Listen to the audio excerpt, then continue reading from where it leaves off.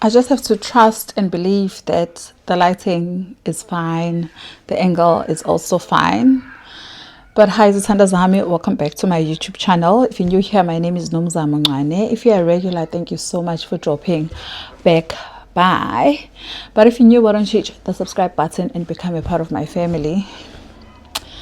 I've been actually stalling doing this video. I know that I did promise it, and some of you wanted to know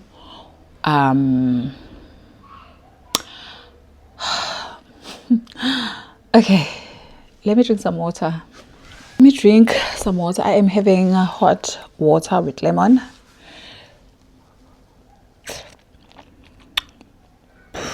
Where do I start? Let me start in the beginning.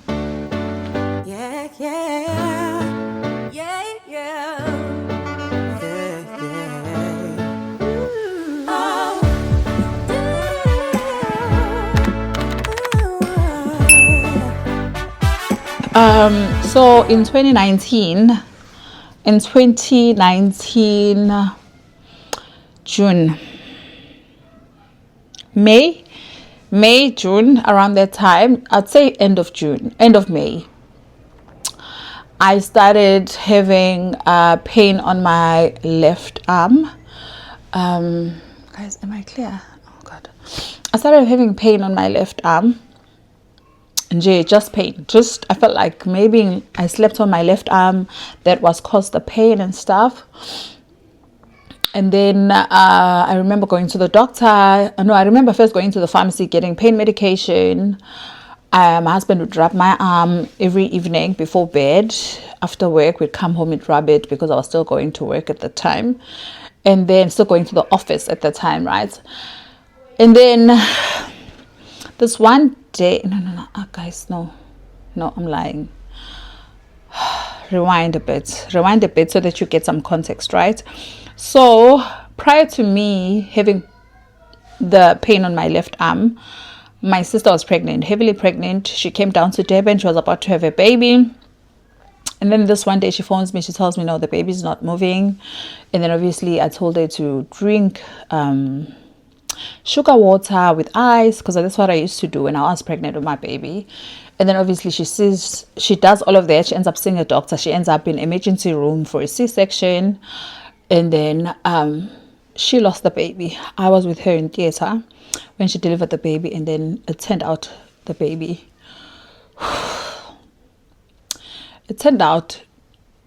was no longer with us. By the time the baby came out, the doctors called me. I saw the baby. So you guys can imagine how much strain that may have put on me. I had never experienced something like that in my life, to actually see a child, a small baby, lifeless, lying there. And the doctors just gave me this responsibility to tell my sister, because during delivery, my sister kept on asking me why the baby's not moving. So I'm just giving you that story so that you understand why I kind of sort of ignored my arm issue, because there was a lot going on with me emotionally. Because at some point I couldn't sleep, because I would see my niece, it was a baby girl. I'd see my niece. When I closed my eyes, I really struggled. My husband knows, because he was the one next to me. But then when I was with my family and my sister, I had to be the strong one, because even me going with her to theater, she had already said prior to anything happening that if her husband is not there, I should be the one that goes to theater with her, because I'm strong, you know.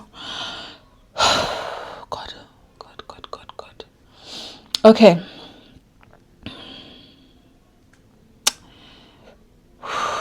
Okay. We went okay, fine. Fast forward, right? Yeah, this put a lot of strain. I was with my mom like this, both of us, with my sister's husband's family, arranged a funeral. So I was basically the one that drives them around. We'd go to mortuaries. It was a first experience for me to experience something like that. So my arm, in the process, I remember this one time we were looking for a funeral parlor that we can use for the baby, because babies get buried really quickly. So we went, guys, I don't think I can do this video. I'm even getting a headache just thinking about all of this. I remember I was with my sister's mother-in-law in the car, and I'm telling her, hey, you know what, my arm is painful. And she's like, no, let's go to pharmacy while we're waiting for them. I'll wait in the car, you go buy some pain medication. And I did just that because we were right by Clicks. I bought pain medication, I drank it immediately in the car, even bought water. The pain kind of fizzled out a bit, right? And we got home because abantu babebaningi ekhaya at the time. Some of us had to sleep on the floor, and I remember at the time I slept on the floor also, like mattress on the floor. Was it even a mattress or a blanket? I can't remember. And then when I woke up the next morning, and everyone thought I was just being a cheese girl because I'm a soft girl at home, you know. I don't sleep on the floor. I don't know why that day I slept on the floor. I slept and I could not move this part of my arm. Like, it was terrible. Because I think it was the day before the funeral. Okay, the funeral happened. Even more trauma, seeing my sister go through what she's going through. Again, I need to be strong for her and be strong for my mom. And just like buckle all my emotions, right? I'm buckling everything up, and I can see because I'm at a point of like breaking down. And I'm dealing with this arm, right? I can't even tell people now, because you know what, my arm is really, really bad. So I kind of had to wait. Why am I crying? I kind of had to wait like for everything to be over. And then I had to come back to my place, and I told Ubu, this arm, it's just getting worse and worse and worse. And I thought, you know what, it's depression. It could be depression because I was barely sleeping because of the pain, because of seeing my niece. It was a lot. I'm getting a headache. Anyway, let me just summarize, right? And then I saw it. My husband said, see a doctor. I saw our GP, general practitioner. We saw the doctor. When we went to the doctor was like, no, I don't see anything wrong. He tried to wrap my shoulder, checked if there's any tension on my back. And there was tension because I was stressed out. I had knots on my back. So I was like, excuse me, I was like, it's probably stress. And also during that time, there was a retrenchment at work. So do you understand there's a lot going on? There was a retrenchment at work. We had to downsize. I had a team of people reporting to me. I think there was like 9 or 11 people reporting directly to me. And from my team, they were only going to be left with 2 roles. 2 vacancies from 9 people, excluding me. My role didn't even exist in the new structure, so I already knew that I'm going to be unemployed if the company doesn't keep me in and find and slot me at another slot or whatever, you know, and place me elsewhere. So that also. So I told my doctor all of this. My sister lost her baby. I was there with her in theater when she found out, and then work, and then we just concluded it as stress. Doctor gave me medication and some depression medication, and I took it, and the pain wouldn't go away. Fast forward, I had about 2 sessions with the doctor. At the 3rd session, because like every week I was going to see him, and the 3rd week, it eventually decided to just get me an x-ray. We did an x-ray. Everything seemed okay on the x-ray.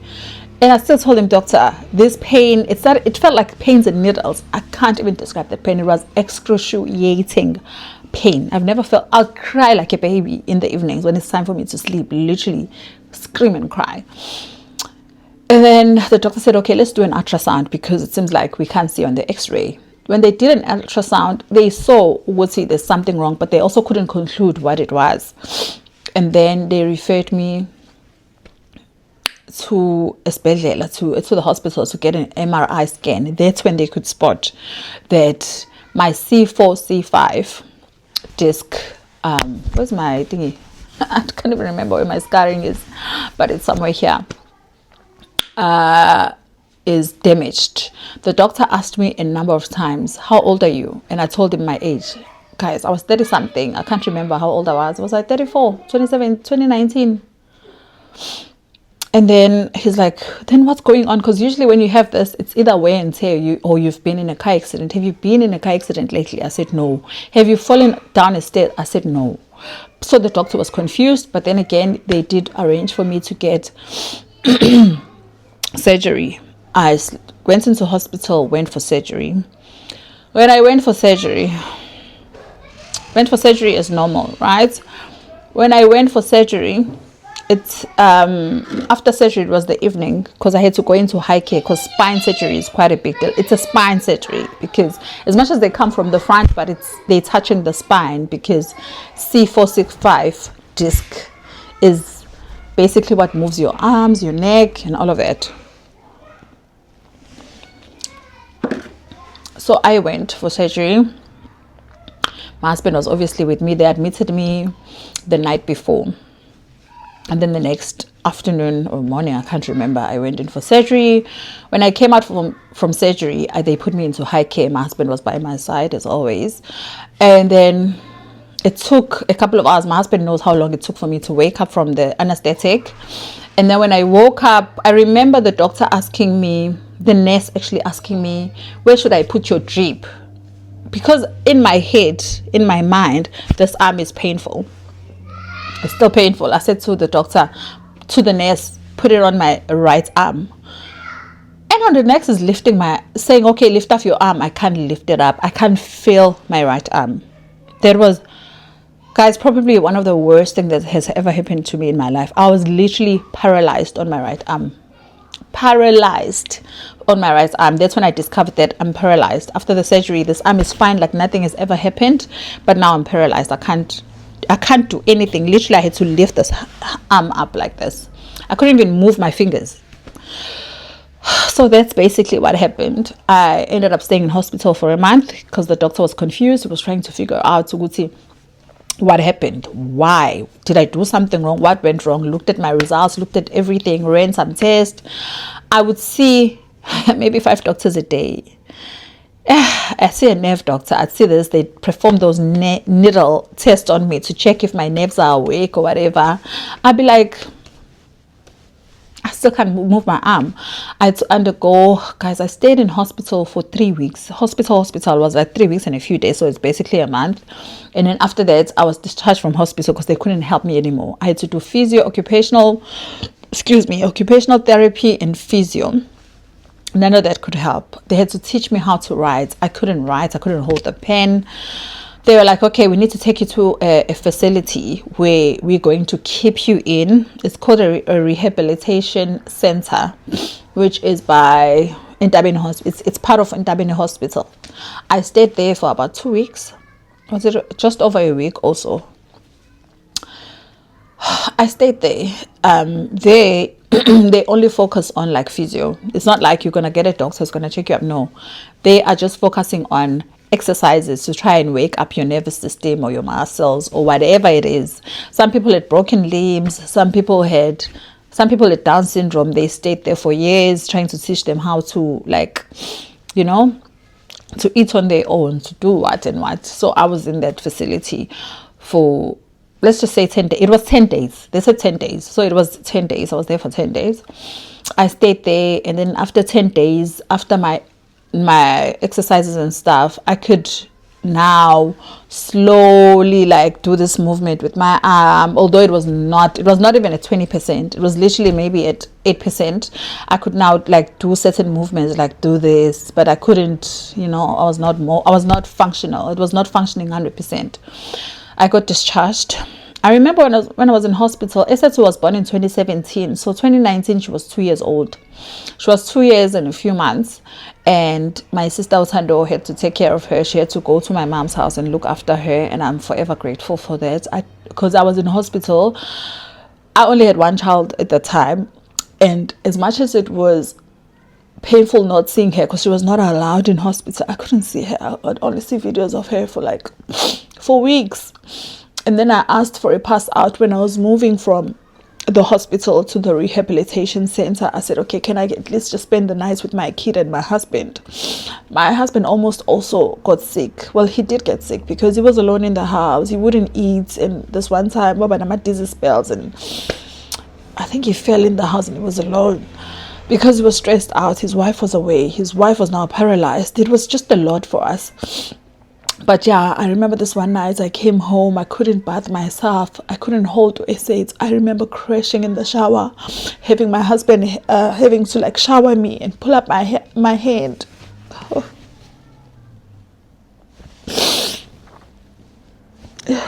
Oh my God. Oh, let me just, let me take a breather. Yeah, so they allow me to spend the night, right, with my family and stuff. And the next morning, now I had to go to, now I have to go to rehab.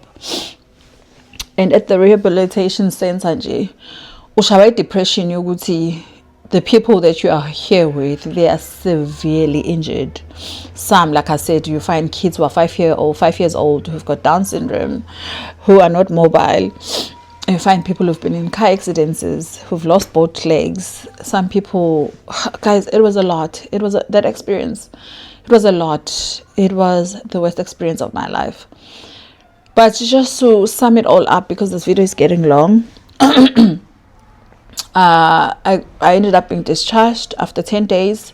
Got home. I still had to attend physio. My physiotherapist was not far from me because I couldn't drive and my husband would go to work, so I'd go during the week. I'd walk to the physio. Oh my god, guys. I'd take a taxi. Would I take a taxi? There's no taxis here. Yeah, I think I'd walk and then take a taxi, but literally I always drive past that physio place.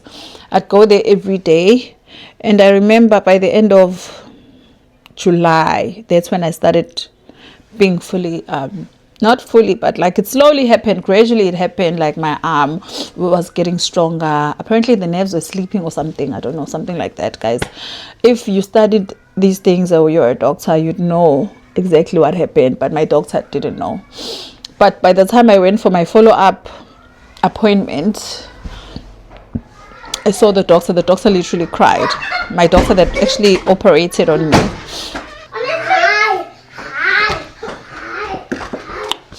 So an old man, not old, but like he was at the time, I think he was like in his late 40s. And then he cried. He immediately phoned his wife and told his wife, my love, remember that patient that was stressing us? She is able to use her arms. She's here. She looks all pretty. She's fine. And he just said, thank you, God. Thank you, God. That's all he said. And then obviously that was my story. So namangas, I don't know what happened. But what I will tell you is that while I was in rehab, I remember sleeping, and that I've always believed, once people die, they don't die. They are like our guardian angels, That's what I believe in. Like my dad died in 1998, and I still believe he's my guardian angel. I believe when I pray to God, but sometimes he can also send a message to God for things to happen for me. I don't know, guys. That's just my theory. But I remember in hospital, it's just in closing, while I was in rehab, a night or two before I could get discharged. I dreamt of my grandmother, my mom's mom. And my mom's mom, I've never met her. She died. I think my mom was like 9 years old. I think she was Esethu's age when her mom died. If not 9, Esethu is 8. If she was not 9, she was 8 when her mom died. Her biological mom died. And then I've never met her. And I've never seen any pictures of her. But I know what she looks like, my mom's bigger sister. So I dreamt. Now, the thing didn't feel like a dream. It felt so real because I was in hospital, like laying face up, because that was my position of sleeping mostly, because I didn't want to put strain on this arm. I had just done my surgery. I think my surgery is this side, guys. I think so. So I couldn't lie on my left arm, on my side in the beginning, because I was still like bandaged and all of that. And then I would sleep face up. I couldn't sleep with this on this side because of this issue. And I can't sleep on my tummy after I had a C-section. You just struggle with your back pain. So I was lying on my back, and then she walks in, she pulls the curtain, because I didn't have a private room. I had a private room when I was in hospital for about a month. And also shout out to Umbali. My Umbali she's one of us Zithandwa here. She's the one that found me like a isolated room when I was in hospital. After like 3-4 days, she was like, "You're gonna be here for a long time, let's find you a room." And she found me a separate room, and I had my own room where my husband could stay. Like, oh, my husband could stay in there. They'd chase him really late, like after 9. Securities knew him, like he'd come every day. But anyway, I'm digressing. So I'm lying there in a rehab in Tabin. I'm lying there, and then I'm seeing this woman. She opens the curtain. I'm getting goosebumps just talking. Every time I talk about it, I get goosebumps because I'd never experienced something like that in my entire life. She pulls the curtain open, and I'm sleeping. I'm lying there, and then I open my eyes as soon as she stands by the bed. I'm opening my eyes, and then she says to me, "Why are you still here?" I'm like, "How?" And my response is, "How, Gogo? You know, go to my arm. Isinjena sinyakaza senzile usayibo sandla sakho sisi-right wena phakamisa isandla." And I'm like, Gogo, athi phakamisa isandla, ingalo yakho isi-right, siyasebenza ingalo, aqede lapha ahambe. That was my dream. And as she walks out, I wake up in the middle of the night, and immediately I call my husband. I tell him the dream, and I like, no, I feel like someone is here. It felt like she was here. And I got discharged two days later or a day after that incident, that dream. And then when I came home, like I said, by the time I got discharged, my arm had a bit of movement and stuff, and I slowly regained full mobility of my arm. But yeah, I'm just telling you that so that you know some of the things that I experienced were like out of this world. Doctors still don't know what happened. People are just speculating. Oh, maybe the nerves were sleeping or whatever. Angas. Nobody knows what happened and what caused it, because I was only 34 years old to have had iwe and tear of C4, C5, you know. I didn't have an accident prior. I didn't have nothing. So aside what happened, but all I know is that I saw God's work in my life.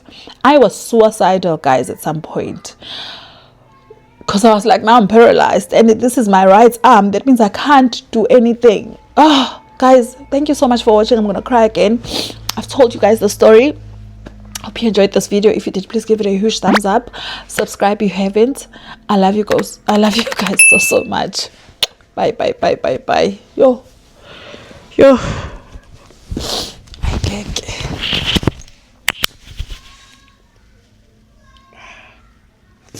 Come on, it's my